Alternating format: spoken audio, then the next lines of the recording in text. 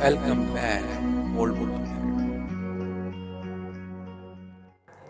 Hello friend, welcome back in Old Book Academy. Today I am going to discuss about lack of brain. Lack of brain in this topic. First of all, we will know regulation of gene expression. What is the gene expression? First of all, previous video we are completed transcription, replications and translations also.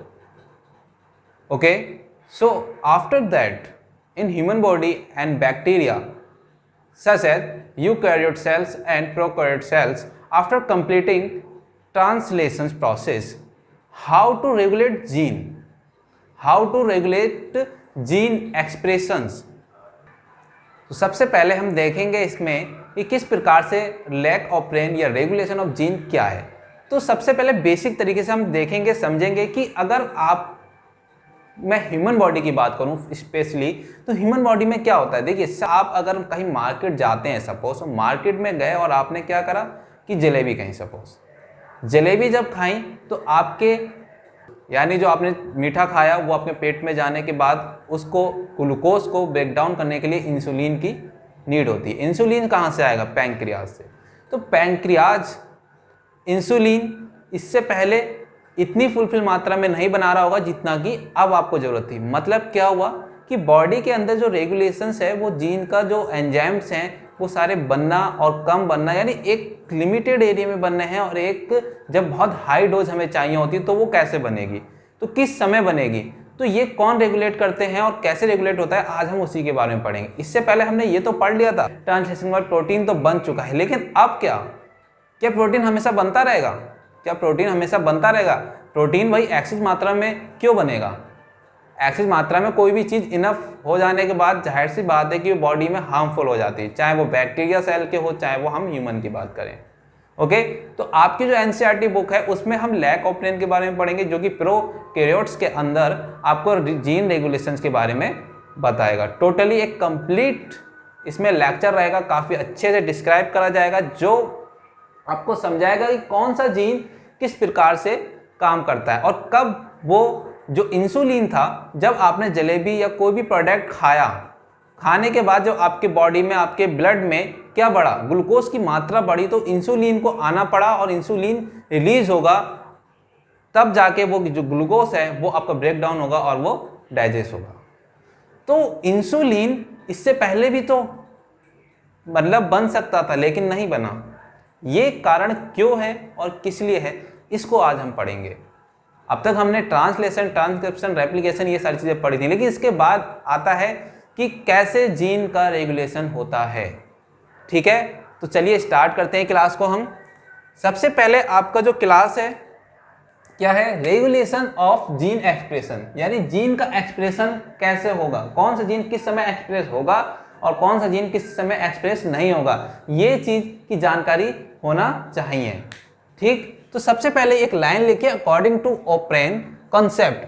आपके दिमाग में एक चीज चल रही होगी कि ओप्रेन क्या है, ओप्रेन का मतलब क्या है, तो इसको मैं अभी आज पूरा कंप्लीट जो है ओप्रेन, लैक ओप्रेन कह लें, तो वो पूरा ऐसे समझ में आ जाएगा कि आपको फिर कभी भूलना नहीं पड़ेगा। तो देखिए, according to operon concept giving by Jacob and Monod. सबसे पहली चीज तो आपको ये याद रखना है, किसने दिया? जैकब एंड मोनार्ड जो है ये आपके माइक्रोबायोलॉजिस्ट थे, जिन्होंने क्या करा, ये आपको जो ओप्रेन कंडीशन यानी जीन रेगुलेशन के बारे में बताया है। The metabolic pathway are regulated as a unit, they were the first to explain the regulation of gene. इन्होंने क्या करा? पहली बार एक्सप्लेन किया है जीन रेगुलेशन को, ठीक है, expression at the transcription level. और ये कब दिया था इन्होंने? 1961 में दिया है। ओके, 1961 में दिया है। आपको जो डेट है वो इतनी इंपॉर्टेंट नहीं है याद करना, मे बी अगर याद कर सकते हैं तो बेटर है, और नहीं याद कर सकते तो no problem, but that is our name is a very very important terms given by Jacob and Monod. What? Gene regulation of expression. Okay, अब यहां से आपका इंपॉर्टेंट चीज स्टार्ट होती है, जो कि आपको बहुत ध्यान से देखना है, समझना है। पहले हम इसके टर्म्स को समझ लेते हैं। देखिए, किसी भी चीज को समझने के लिए उसको एक आउटर, उसका मॉर्फोलॉजी हमें समझना बहुत जरूरी है। कि ये मार्कर है सपोज, तो इसके ऊपर ढक्कन होता है, ये इसके ऊपर बहुत सारे अपने मार्क्स लिखे होते हैं, मतलब ये चीज कह सकते हैं। तो इसके एक आउट ऑफ फैक्ट्री के बाहर के जो लोग हैं, पहले उसको जानना जरूरी। काम तो बाद में देखेंगे क्या अंदर चलता है। तो देखिए, द लैक ऑफ ब्रेन, तो लैक ऑफ ब्रेन क्या है? Help in lactose. लैक्टोज क्या है आपका? एक एनर्जी सोर्स है। किसके लिए? बैक्टीरिया के लिए। मैंने इससे पहले आपको बताया, हम किस में पढ़ रहे हैं? प्रोकैरियोट्स के अंदर पढ़ रहे हैं, ठीक है। तो क्या है? लैक्टोज जो है उसकी मेटाबॉलिज्म को हम पढ़ेंगे।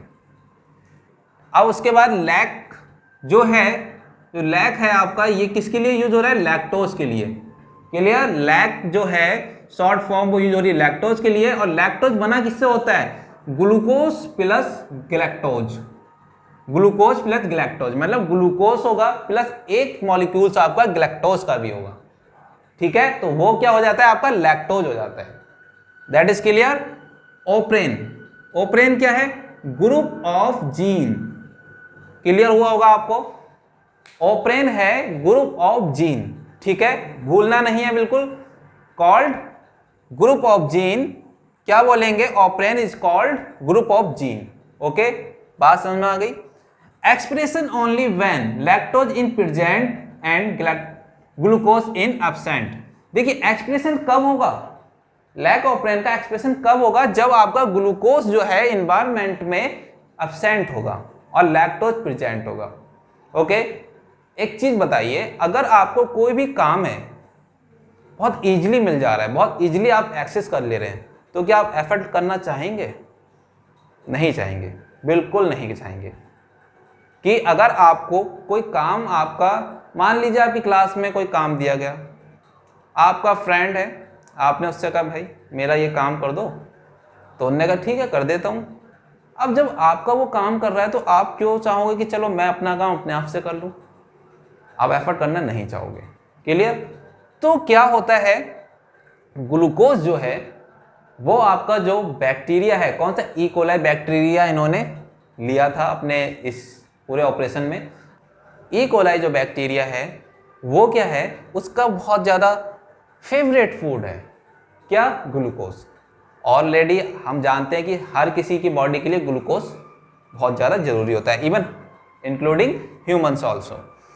तो क्या है? Lactose in present and glucose is absent, ठीक है। जब ग्लूकोज एब्सेंट होता है आपके इन्वायरमेंट में, तो उस समय बैक्टीरिया क्या करता है? लैक्टोज को अपनी बॉडी में लेता है और उसको ब्रेक डाउन करता है, तब जाके वो अपनी जो बॉडी की जितनी भी उसकी रिएक्शंस हैं, उसकी बॉडी का एक इन्वायरमेंट है, उसकी बॉडी कैसे चलेगी, फूड नहीं होगा तो कैसे चलेगी, ठीक है। तो वो चीज़ की बात कर रहे हैं। ओके, अब ये यहाँ से आप समझे थोड़ा सा। P4 प्रमोटर क्या है? P4 promoter. I क्या है? रिप्रेसर, रिफ्रेशर या इनहिबिटर्स जीन, ठीक है। इनहिबिटर्स जीन्स का मतलब क्या है? वो रिफ्रेश करना, रोकना, इनहिबिट करना, किसी चीज को रोकना। ये रोकता है किसी चीज को। आप देखेंगे कि किस चीज को रोकता है। ओ क्या है? Operator, where repressor attach. Operator क्या होता है? किसी चीज को ऑपरेट करने वाला। तो यहां लिखा है वेयर रिप्रेशर अटैच। जो रिफ्रेशर है, आपका रिप्रेशर है, वो क्या करता है? उस पर जाकर अटैच हो जाता है ऑपरेटर पे। यू कैन डू इट, आप ये काम मत कीजिए। जेड क्या है? बीटा ग्लैक्टोसिडेज। जो आपका ग्लैक्टोसिडेज है एंजाइम्स, और ये क्या? स्प्लिट करेगा लैक्टोज को। Split that mean break down करेगा, तोड़ेगा। बाई क्या है? परमिएज। जो आपका परमिएज है वो परमिएबल आपकी जो लैक्टोज की आउटर है उसको करेगा, जो इन्वायरमेंट से उसकी सेल वो एब्जॉर्ब कर सके। क्या चीज? लैक्टोज को। ओके, नेक्स्ट है आपका ए। ए क्या है? ट्रांस एसिटिलेज। ट्रांस एसिटिलेज का अभी तक कोई फंक्शन नहीं पता लगा पाए हैं जो साइंटिस्ट हैं, ठीक है। मतलब क्या है? इसका कोई फंक्शन अभी पता नहीं लग पाया है कि कंप्लीटली काम क्या करता है। दूसरी बात, एलोलैक्टोज जो है वो क्या करता है? आइसोमर ऑफ लैक्टोज है। एलोलेक्टोज जो है वो आइसोमर है लैक्टोज का, यानी इसकी एक फॉर्म है, इसी की तरह एक दूसरी फॉर्म है, बट है यही चीज, ठीक है। इंडिविजुअल क्या है, इनहांस ट्रांसक्रिप्शन। इंडिविजुअल जो है आपका इंडिविजुअल, ये क्या करेगा, इनहांस कर देगा किसको, ट्रांसक्रिप्शन के प्रोसेस को, ट्रांसक्रिप्शन के प्रोसेस को इनहांस कर देगा ये कौन, इंडिविजुअल, और ट्रांसलेशन के प्रोसेस को। तो ये जो एक फंडामेंटल था किसके बारे में जो हम पढ़ने वाले हैं, पूरा मैकेनिज्म, वो उसको समझने के लिए ये समझना वेरी वेरी इंपॉर्टेंट है। ओके, तो अब जो हम फाइनली बात करने वाले हैं वेरी वेरी इंपॉर्टेंट है, वो है ये, ठीक, इसको समझेंगे। तो चलिए इसको स्टार्ट करते हैं, जो कि हमारा वेरी इंटरेस्टिंग टॉपिक है। और अब तक हमने देख लिया कि प्रोटीन ट्रांसलेशन भी हो गया, ट्रांसक्रिप्शन भी हो गया, रेप्लिकेशन भी हो गया। उसके बाद क्या हो रहा है कि क्या हर समय प्रोटीन बनती रहेगी, कोई भी चीज़, अब किचन है, सपोज किचन में आपके खाना बनना है, सुबह बनता है, दोपहर बनता है या शाम को बनता है, या किसी किसी क्या होता है सुबह बना शाम को बना, दोपहर में नहीं बनना, तो मतलब कि 24 घंटे किचन में काम चलता रहता है, ऐसा नहीं होता। सेम बॉडी का भी यही रूल है कि जब नीड होती है तभी बनती है, उसके बाद क्या होती है, स्टॉप हो जाती है। तो उसी प्रोसेस को हम पढ़ रहे हैं। मैं आपको बिल्कुल टेक्निकल लैंग्वेज प्लस आपको बिल्कुल नॉर्मल लैंग्वेज में समझा रहा हूं जो लैक ऑफ ब्रेन है किस प्रकार से काम करता है। देखिए ये क्या है, DNA, already we know that DNA. Okay, उसके बाद मैंने कुछ पॉइंट डाल रखे हैं 1 2, उसके बाद 3 4 और 5। ओके, चलिए इससे पहले एक चीज मैं आपको बना देता हूं, यहां पर आप समझें। देखिए एक बीकर है, ये एक बीकर है ये, ओके। इसके अंदर बहुत सारे मैंने क्या डाल दिए, ई कोलाई डाल दिए, ई कोलाई डाल दिए, ठीक है। ई कोलाई क्या है ये,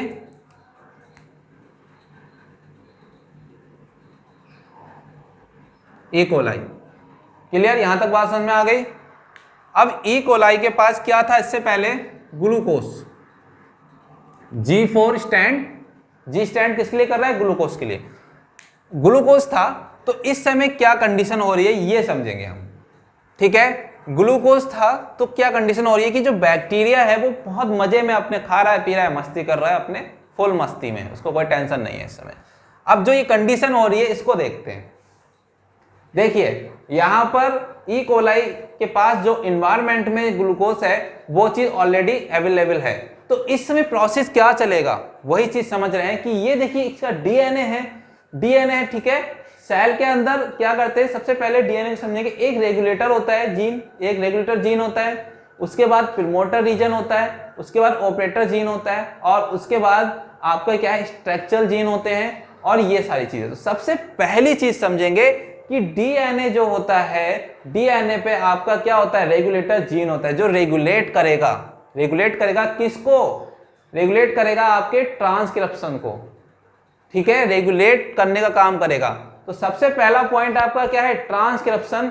जो ट्रांसक्रिप्शन का प्रोसेस होता है हमने पढ़ रखा है, ट्रांसक्रिप्शन से क्या बनता है, एमआरएनए बनता है, ओके, क्या बनता है, एमआरएनए बनता है। तो देखिए हमारा ये एमआरए बन गया, ट्रांसक्रिप्शन से ये क्या बन गया हमारा, एमआरएनए। यहां तक बात क्लियर हो गई, बिल्कुल सिक्वेंसली समझते जो चलेंगे इसमें। ट्रांसक्रिप्शन हुआ, उसके बाद एमआरएनए बन गया, और एमआरएनए जब बन गया, एमआरएनए क्या करता है, वो क्या करता है आपका ट्रांसलेशन बनाता है। ट्रांसलेशन के थ्रू, ट्रांसलेशन के द्वारा या ट्रांसलेशन के थ्रू वो क्या करता है, आपका प्रोटीन बनाता है, ठीक है, प्रोटीन बनाता है। अब कौन सी प्रोटीन बनी है यहां पर ये देखेंगे। ट्रांसलेशन हुआ सेकंड नंबर पे, और ने प्रोटीन बना लिया, रिप्रेसर प्रोटीन। क्या बनी, रिप्रेसर प्रोटीन बन गई। यहां तक बात क्लियर हो गई कि सबसे पहले डीएनए है एक, और डीएनए में रेगुलेट करने के लिए एक जीन होता है जो प्रोसेस को रेगुलेट करेगा। तो ट्रांसक्रिप्शन के द्वारा एक एमआरएनए बनता है। पता है कि डीएनए एक टेम्पलेट की तरह काम करेगा, एक स्टैंड से डीएनए के आपका जो एमआरएनए बनेगा, एमआरएनए जब बन जाएगा उसके बाद फिर वो क्या करेगा, ट्रांसलेशन के प्रोसेस में जाएगा, मैच्योर होगा, मैच्योर होने के बाद न्यूक्लियस से बाहर आता है, और न्यूक्लियस के बाहर जाने के बाद ट्रांसलेशन स्टार्ट करता है। ट्रांसलेशन जब स्टार्ट करता है तो प्रोटीन बनाता है। यहाँ प्रोटीन कौन सा बना, repressor protein, clear. Repressor protein जब बन गया तो वो जाके कहां पर बाइंड हो गया, वो जाकर बाइंड हो गया आपका ऑपरेटर जीन के पास। क्या हुआ, ऑपरेटर जीन के पास बाइंड हो गया, और ऑपरेटर जीन जो है आपका बाइंड होने के बाद, यहां तक बात समझिए कि ऑपरेटर जीन जो है उसके बाद बाइंड हो गया, क्या हुआ, repressor proteins bind to the operator gene. Okay, आपका जो रिप्रेसर है, रिप्रेसर प्रोटीन था, वो किससे, ऑपरेटर जीन से बाइंड हो गया। यहां तक क्लियर बात है। उसके ठीक पहले क्या प्रमोटर जीन है, जो जिसपे क्या आपका आरएनए पॉलीमरेज अटैच है, जो कि ब्लॉक्ड हो गया। पॉलीमरेज क्या करता है, रिस्पॉन्सिबल होता है आपके किसके लिए, एमआरएनए बनाने के लिए। एमआरएनए बनाने के लिए रिस्पॉन्सिबल कौन है, पॉलीमरेज। वो क्या होता है, स्लाइड करता चला जाता है डीएनए के टेम्पलेट पर, और वो क्या करता है, एमआरएनए बनता चला जाता है। लेकिन ये जो रिप्रेसर प्रोटीन बना है, इसने क्या करा, यहां जाके अटैच होके बोला कि स्टॉप। इसने कहा प्रोटीन नहीं बना सकते, तो मतलब प्रोटीन यहां रुक चुका है, यहां से आगे एमआरएनए जो है वो नहीं बनना है। यानी आरएनए पॉलीमरेज जो एंजाइम्स है वो यहां पर ब्लॉक करता है, प्रोसेस ब्लॉक हो जाता है उसका, क्या चीज बनाने का, एमआरएनए बनाने का प्रोसेस ब्लॉक हो जाता है। किसके द्वारा, रिप्रेसर प्रोटीन के द्वारा। और रिप्रेसर प्रोटीन किस पे जाके, ऑपरेटर जीन पे जाके बाइंड हो जाता है। यहां तक बात समझ में आ गई। मतलब जब ये बाइंड हुआ तो यहां पर हमारा प्रोसेस कौन सा रुक गया, एमआरएनए बनने का प्रोसेस रुक गया। जब एमआरएनए बनने का प्रोसेस रुक गया तो प्रोटीन नहीं बनेगा आगे। क्लियर हो गया।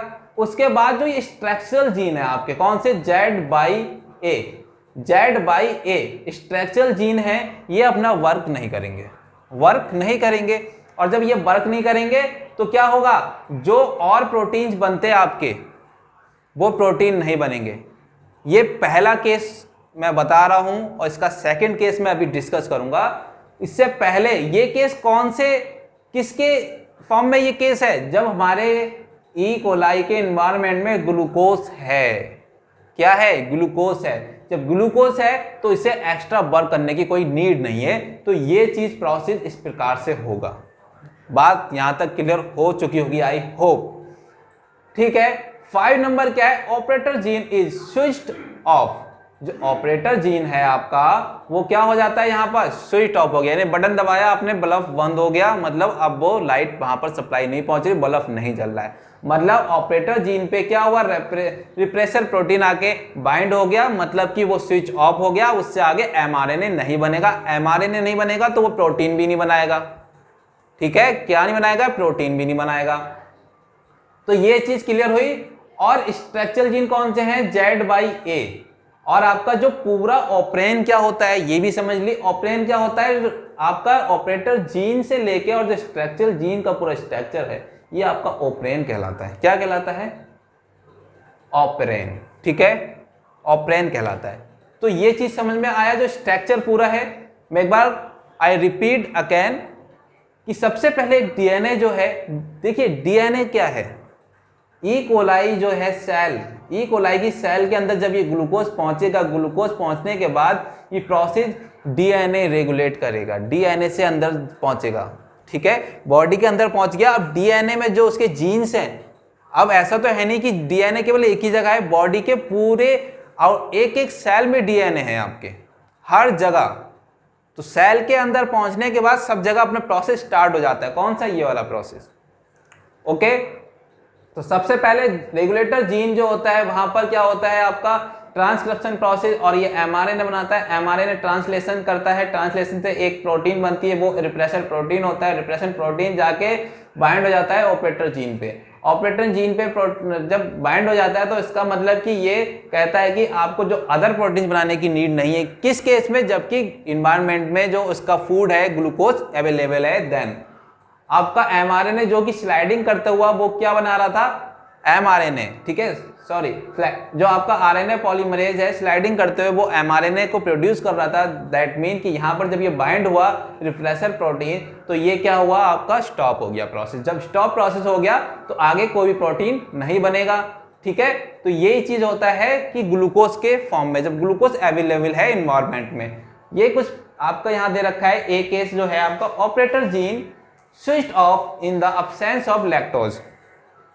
आपका क्या है, ये ऑफ वाला कंडीशन है, स्विच ऑफ वाला कंडीशन है। जैसे कि regulator jeans from the repressor protein. ठीक है, आपका रेगुलेटर जो जीन है वो क्या है, रिप्रेसर प्रोटीन को प्रोड्यूस कर रहा है, उसके बाद है आपका repressor protein bind to the operator genes and blocked RNA polymerase movement. मैंने बोला था वो मूवमेंट करता है और एमआरएनए बनाता चला जाता है, लेकिन यहां पर उसके मूवमेंट को ब्लॉक कर दिया गया है जिससे कि वो एमआरएनए नहीं बना पाएगा। It can not initiations transcription and structural genes are switched off और दैट केस, इसी के कारण वो क्या है, जो स्ट्रक्चरल जीन है जो अपनी अलग अलग प्रोटीन्स बनाते हैं वो क्या है, बंद हो जाता है। तो यहां तक बात समझ में आ गई। अब हम इसको समझेंगे जब ई कोलाई के इन्वायरमेंट में लैक्टोज प्रेजेंट होगा तब वो किस प्रकार से काम करेगा। सो डियर स्टूडेंट, अब तक हमने देखा कि किस प्रकार से जो एक बैक्टीरिया है उसके इन्वायरमेंट में जब क्या था, ग्लूकोज प्रेजेंट था, तो वो किस प्रकार से जीन उसके इनएक्टिवेट रहते थे। ठीक, क्योंकि उसको ज़रूरत ही नहीं थी कि वो ग्लूकोज से ब्रेक डाउन हो रहा है, उसकी बॉडी में जा रहा है, वो यूटिलाइज कर रहा है बिना किसी एफर्ट के। बट जब ग्लैक्टोज आता है तो वो यूटिलाइज करने के लिए उसको एफर्ट करना पड़ता है, और ये जो मैकेनिज्म है, दूसरा पार्ट कह सकते हैं, हम उसको समझेंगे किस प्रकार से ग्लैक्टोज को वो यूज़ करेगा। तो सबसे पहले आपको मैंने बीकर दिखाया था, बीकर में एक क्या करें, मैंने ई कोलाई डाल रहे हुए हैं, इसके मीडियम जो है, मीडियम जो एक कल्चर है जिससे कि वो उसका न्यूट्रिशन प्रोवाइड कर रहा है, किसके लिए, ई कोलाई के लिए। इससे पहले हम बात कर रहे थे कि ग्लूकोज का जो था मीडियम था या ग्लूकोज उसके एनवायरनमेंट में था, वो ईजिली अपना न्यूट्रिशन क्या कर रहा था, एक्सेस कर रहा था। बट लैक्टोज के केस में क्या होता है, लैक्टोज के केस में इसे थोड़ा सा एफर्ट करना पड़ता है, जो कि उस केस में हमने पढ़ा था, वो केस में अब थोड़ा सा डिफरेंट होगा, ज़्यादा नहीं होगा। क्या होगा, थोड़ा सा डिफरेंस होगा। तो देखिए सबसे पहले स्टार्ट करते हैं हम वहीं से कि ये डीएनए है, आप देख ही रहे हैं ऑलरेडी डायग्राम में। सबसे पहले उसमें क्या होता है, रेगुलेटर जीन होता है जो कि ट्रांसक्रिप्शन करने के बाद क्या बनाता है, एमआरएनए। एमआरएनए बनाने के बाद ट्रांसलेशन करता है, एक प्रोटीन बनाता है, जिसको हम प्रोटीन का नाम क्या है, रिप्रेसर प्रोटीन।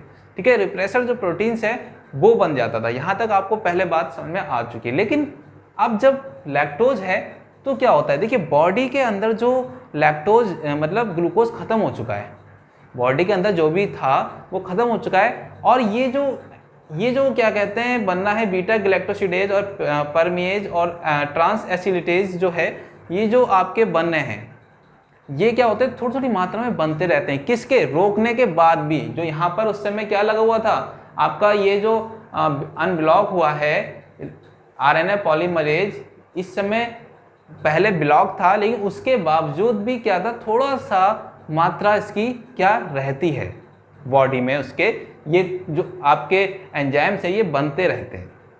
क्या बनते रहते हैं, ये प्रोटीन्स जो होती हैं, ये प्रोटीन्स जो है बनती रहती हैं, एंजाइम्स जो हैं बनते रहते हैं, जिससे क्या होता है, वो हल्का सा जो लैक्टोज है वो बॉडी के अंदर आने लगता है। और जैसे ही बॉडी के अंदर लैक्टोज की थोड़ी सी मात्रा पहुंचती है, वो क्या करता है, लैक्टोज जो मॉलिक्यूल्स होते हैं बॉडी के अंदर जैसे ही एंटर करते हैं, एंटर करने के बाद इंड्यूसर का एक रूप ले लेते हैं या उसकी तरह काम करते हैं, और जो आपकी रिप्रेसर प्रोटीन थी वो क्या करता है, जो लैक्टोज के मॉलिक्यूल्स हैं उससे जाके अटैच होते हैं, और उसके बाद और repressor proteins bind to lactose and it can not bind the operator gene. और ये जो प्रोटीन्स है, रिप्रेसर प्रोटीन्स के साथ जब ये लैक्टोज मॉलिक्यूल बाइंड हो जाते हैं, तो ये जो काम क्या करता है, आपका ऑपरेटर जीन पर जो पहले बाइंड कर रखा था इन्हें प्रोसेस आरएनए बनने का, वो प्रोसेस ओपन हो जाता है। अब ओपन हो जाता है, ओपन होने के बाद क्या होता है, ये जो स्लाइडिंग है, एमआरएनए जो आपका बनना है, आरएनए पॉलीमरेज क्या करता है, एमआरएनए को बनाता है। इस प्रकार से आपको एरो दिख रहा है, स्लाइडिंग होता है, और जेड बाई ये जो स्ट्रक्चरल जीन है ये अलग अलग अपना प्रोटीन बनाते हैं। अब एक चीज़ है, बैक्टीरिया के अंदर जो है आपका आरएनए जो है वो एक ही होता है, यानी एमआरएनए जो है वो एक ही आरएनए कई जीन बनाता है। दैट मीन कि ये पॉलीसिस्ट्रॉन होते हैं, पॉलीसिस्टोनिक होता है। लेकिन जो यूकैरियोट्स के अंदर की बात करूँ तो वो मोनो होते हैं, यानी वो प्रत्येक एक एमआरएनए अलग अलग काम करता है, यानी एक एमआरएनए अलग चीज़ बनाएगा, दूसरा आरएनए दूसरी चीज़ बनाएगा। लेकिन यहाँ क्या कर रहा है, सिर्फ एक ही आरएनए से 3 प्रकार के या इससे भी ज़्यादा, मतलब ये है क्या है, पॉलीसिस्ट्रॉनिक होता है। तो ट्रांसलेशन हुआ, और ट्रांसलेशन के बाद जेड ने क्या बनाया, बीटा ग्लैक्टोसिडेज। बीटा ग्लैक्टोसिडेज क्या करता है, लैक्टोज को ब्रेक डाउन, स्प्लिट करने का काम करता है। और परमिएज जो है ये इससे पहले ही क्या होता है, थोड़ी मात्रा इसकी बनी रहती है बॉडी के अंदर। परमिएज जो है वो बॉडी को जो उसकी आउटर लेयर है, उसकी मेम्ब्रेन है, बैक्टीरिया की मेम्ब्रेन जो है, उसको क्या करता है, बॉडी के अंदर जो लैक्टोज है वो आने के लिए परमिएबल कर देता है, जिससे कि वो लैक्टोज एंटर कर सके। और लैक्टोज जैसे एंटर होता है, फिर वो आपको पता है रिप्रेसर प्रोटीन के साथ बाइंड करता है, और वो वहाँ से जो ऑपरेटर जीन के ऊपर से वो जो बाइंड कर रखा करने के बाद जो उसमें ब्लॉक था प्रोसेस, किस चीज़ का, ट्रांसलेशन का, जो प्रोटीन बनती है और फिर इसका यूटिलाइज हो सकता था। तो यूटिलाइज कैसे होता, वो चीज़ प्रोसेस बंद था उस समय। क्यों? क्योंकि ग्लूकोज ऑलरेडी बन रहा था, मिल रहा था, तो वो ये प्रोसेस की ज़रूरत ही नहीं थी। लेकिन जब ग्लूकोज इन्वायरमेंट में नहीं है, बॉडी के अंदर भी ग्लूकोज खत्म हो गया, तो वो क्या करेगा, कुछ तो करेगा ना। तो इसीलिए ये प्रोसेस स्टार्ट हो जाता है।